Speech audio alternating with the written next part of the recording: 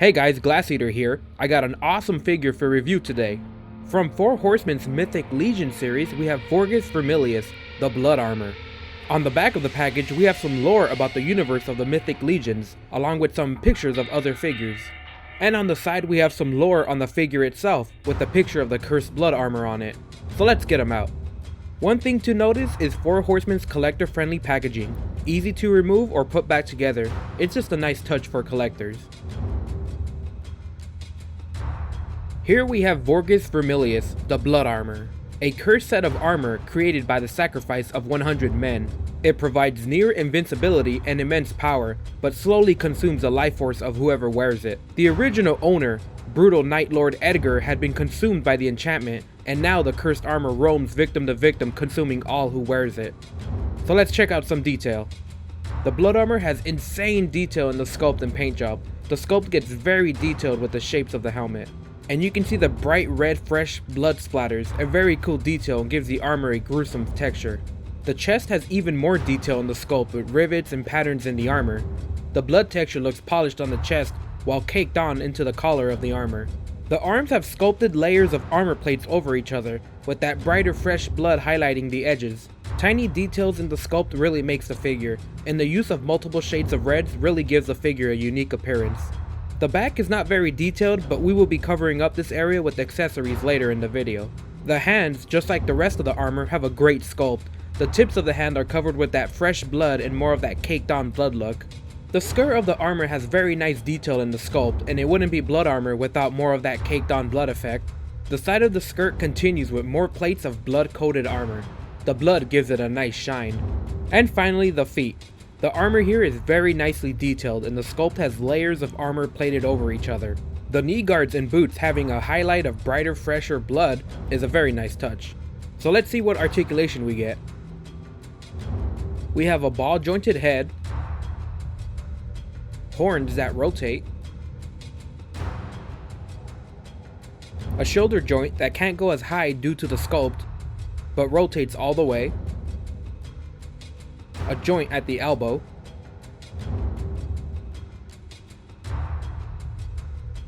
rotating forearm, and articulation at the wrist. He has a ball jointed waist, very flexible thighs, a joint at the knee,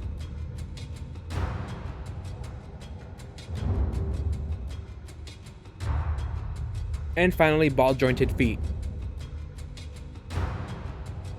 Vorgus comes with a ton of accessories, so let's see what we get. We have a shoulder pad for each shoulder with the same bloody detail that we've come to expect.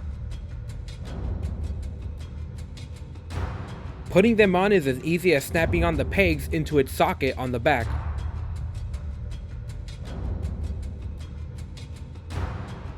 We have a longsword painted in the matching color of the blood armor, made of a hard plastic.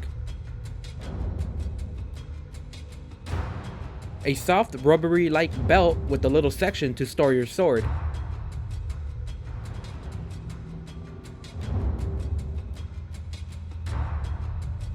A very long spear, all in one color, so nothing very special. It's a little bigger than the size of the figure itself, no blood details or anything like that. It is made of a hard plastic.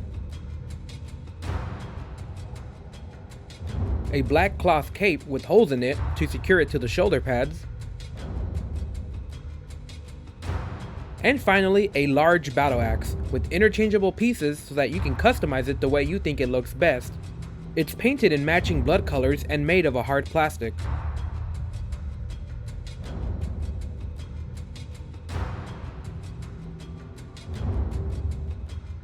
The blood armor blew me away when I received it. When I first ordered it, I wanted an evil looking knight, and from the store page image, this fit perfectly. But I didn't expect this crazy amount of detail in the paint. Up close you can see actual texture and caked on blood effects. It's a really nice effect. The armor is a bit bulky, and I was slightly disappointed in the arm articulation. I really wanted a classic two-handed sword stance, but even if I remove the shoulder pauldrons, it's not happening. I love how I have no problems getting this figure to stand on its own. For a figure in full bulky armor, he's not top heavy and he doesn't have any problems posing. One accessory that gave me problems was the battle axe. It seems that it's too large for the hands and stretches them out a bit. I'd recommend only equipping it if you're going to make sure he stays with it. One cool unadvertised feature is that these Mythic Legion figures are all compatible with each other. You can pop out an arm or leg and fit them onto another figure. Here, I grabbed a skull from the Mythic Legion skeleton figure and placed it onto the blood armor. It's a really cool feature, especially considering the lore of the armor. Leg articulation is great. Getting him to kneel to Scarabeus while not having to use a stand or support really shows how great these figures are. They just feel, pose, and look very solid. And to compare sizes, here he is by NECA's Tyrael. They aren't too big or small in the 6-inch size and they fit right in perfectly. Getting these figures can be tough for most people. You either have to get in very early on the Kickstarter campaign, or wait until that is over and get lucky ordering from the 4 Horsemen store before they sell out. And they sell out instantly. But it is well worth it. Accessories, paint, sculpt, all very high quality. I can't wait for their next line of figures. Alright guys, that'll do it for me. Thanks for watching my review. More figures are coming up soon, so remember to subscribe and I'll get more reviews out.